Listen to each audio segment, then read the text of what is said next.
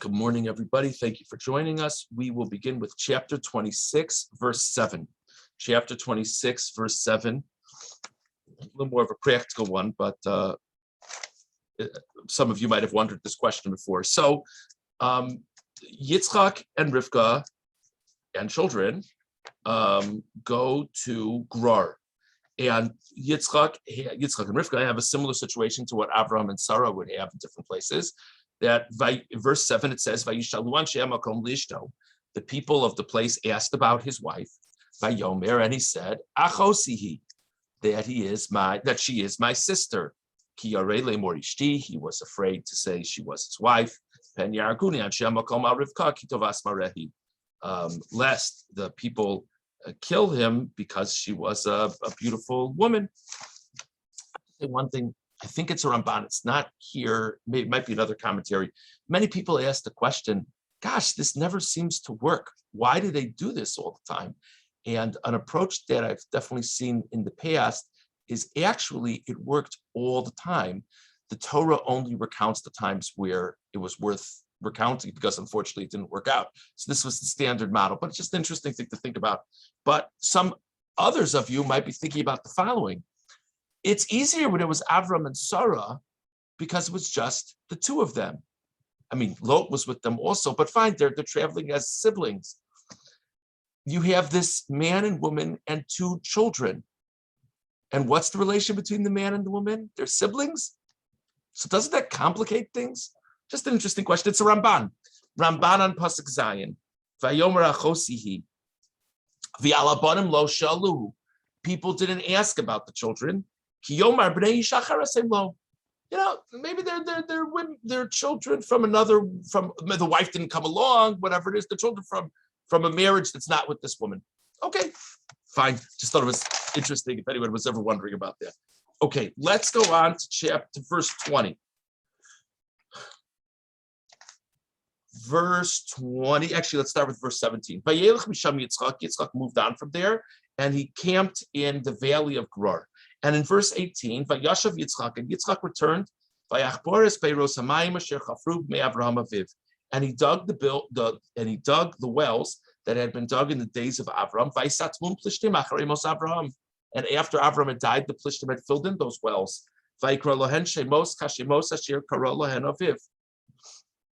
And then he called these wells the same names that Avraham named them. Verse 19. And Yitzchak's servants dug, and they found flowing water. So they found a good new spot. Verse 20. So that's Yitzchak's well. The shepherds of Gerar argued with the shepherds of Yitzchak, and they said, that's not your water, it's our water. Yitzchak called the name of this well Asek, ki hisasku imo. They grappled with him in argument. There was argument over this well. Verse 21, Yitzchak's servants dug another well. There was an argument about that as well. And he called that place, that well, hatred. 22, Vayatek Misham, he moved from there, Vayachpor Beracheres, he dug another well. Velo Ravu Aleam, there wasn't an argument about that one. Vayikrashma Rechovos, and he called that place Rechovos.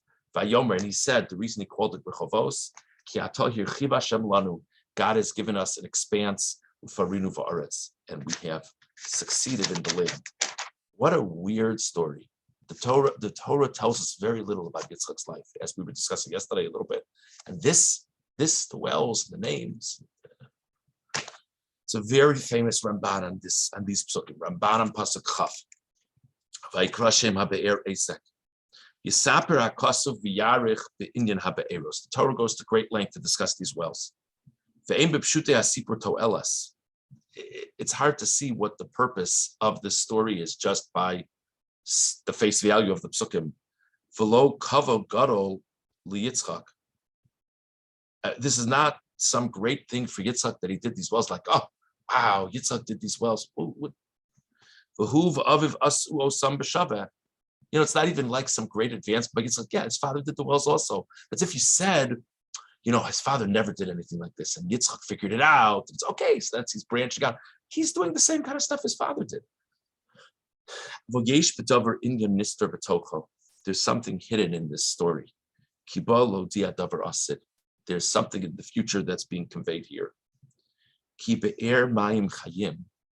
terminology of the well, of literally translated the living water, meaning the flowing water. The well of flow of living water is an allusion to the Beis Hamikdash, the temple that Yitzchak's descendants will build. The pasuk in Yirmiyah refers to the relationship with God as being the source of living water. So therefore, in this pasuk, there's a well of living water. Vikara harishon asek. By the way, and let's just figure out where this is going. How many wells were there? 3. And the well represents the Beis Hamikdash. He called the first one Asek, Yirmos L'bayis Harishon, Asher Hisas Glimanu, Vasu Osanu Kama Machlokas, V'Kama Muchamos, Achich Rivuhu. He called the first one this grappling, because unfortunately there were all kinds of wars and problems until ultimately our enemies destroyed the first Beis Hamikdash. V'Hasheni Karashma Sitna.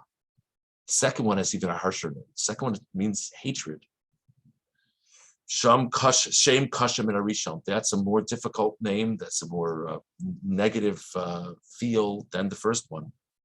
Fuabayis Hasheni, Shekaro so Kishmo, Shekasubo, Malchusa Chashverosh, Betchilas Malchuso, Kasfu Sitna, Al Yoshve Yehuda Yerushalayim. Because with the second Beis Hamikdash, in the days of Achashverosh, there was, as it says in the pasuk in Ezra, there was a sitna, an adversarial letter sent regarding the residents of Yehuda and Yerushalayim. V'chol yamav hayu lanu l'sitna ad shechrivuhu v'galu mimenu galus ra. And for so much of the time, there was terrible problems from our adversaries there until we were ultimately exiled. But it was even more bitter than the first one in terms of the problems that we had. Vashlishi kara rechovos. And the third one is called rechovos, because God, it broadened the expanse for us. That's the third one, the future one. That should be built speedily in our days. And this will be without strife. And God will broaden our boundaries.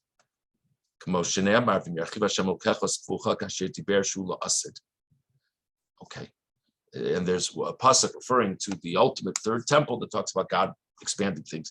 So very interesting Ramban. The Ramban says, remember, the Ramban is so into the actions of the patriarchs, our illusions for the future of the Klal Yisrael. So he says these wells represent the 3 temples that will be built.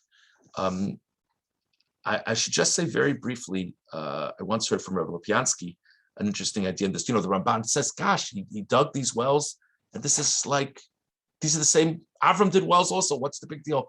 He actually suggested once that is the big deal, that Yitzchak's avoda, Yitzchak's task in life, was to do the same type of things that Avram did. And actually that's a challenge in its own right.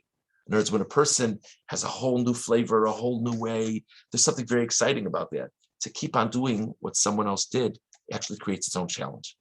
And then that was his avoda. That was his task in many ways. Just an interesting idea. Okay, let's go on to verse 24. Now, we've already gotten the feel that Yitzchak is having a lot of problems from the neighbors. Okay, I mean, that's really what we've had in this last psukim. In verse 23, it says that Yitzchak left and he went to Beersheba. And now 24, Vayiroi love Hashem balayla, who God appeared to him on that night. Vayomer, and he said, Anochi Elokei Avram Avicha, I am the God of Avram, your father. Al tira kitcha anochi, do not be afraid, I'm with you. Veirachticha, I'll bless you. Virbeisia zaracha, I will make your offspring many. Bavur Avraham Avdi, for the sake of, in the merit of Avram, my servant. What is he afraid of exactly? I mean, we had this with Avram as well. Whenever God comes and says, don't be afraid, there's obviously something that God is responding to. So interesting over here. Let's see the Ramban. Rambanan Chavdalid Al Tira Kitcha Nochi Bavur Shevricha Avimelech Me Olav Mekinasambo V'gam Roe Gra Ravlimo. We skipped the first part the Ramban is referring to. Avimelech drove Yitzchak away from a sense of jealousy towards him, and now we just read about tensions with the shepherds of Gerar. Hayamis Yare Pen Yasve Lav Yaku Uveso. You build up enough enemies, maybe they'll all get together and drive him out. He's having problems with Avimelech, he left. He's having problems with the shepherds of Gerar, he left. Maybe they're all going to track him down. God assures him, don't be afraid. Don't be afraid of them, and I'm blessing you. Va'az nasan belibam shahalach lefanav hamelech bekavod gadol yosem asher asala aviv. And then an amazing thing happens. Soon after this pasuk, we have this pasuk. Yitzchak builds an altar and thanks to God. And all of a sudden, if you look for yourself at verse 26, Avimelech comes. And Avimelech wants to make like a treaty with him. And by the way, it says in the pasuk that he came with Fichol Sar Tzva'o, Fichol, his chief of staff. Avram never had that. Avimelech never had it in the same way. Avimelech is treating Yitzchak with more kavod than he treated Avram. Says the Ramban, this is already a manifestation of God's assurances to Yitzchak. That Yitzchak was so frightened that it was all going to cave in on him. And God says, I'm going to take care of you. And soon after that, Avimelech is singing a different tune. And he comes in a more respectful way to Yitzchak than he came to Avram. And the blessings of God. That's the Ramban.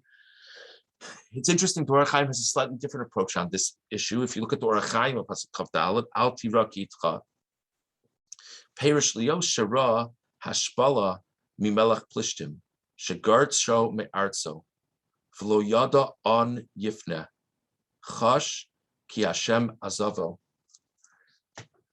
So the Orach Chaim says, look at it from Yitzchak's perspective. He doesn't even know where he's going to turn next. Avimelech pushed him out.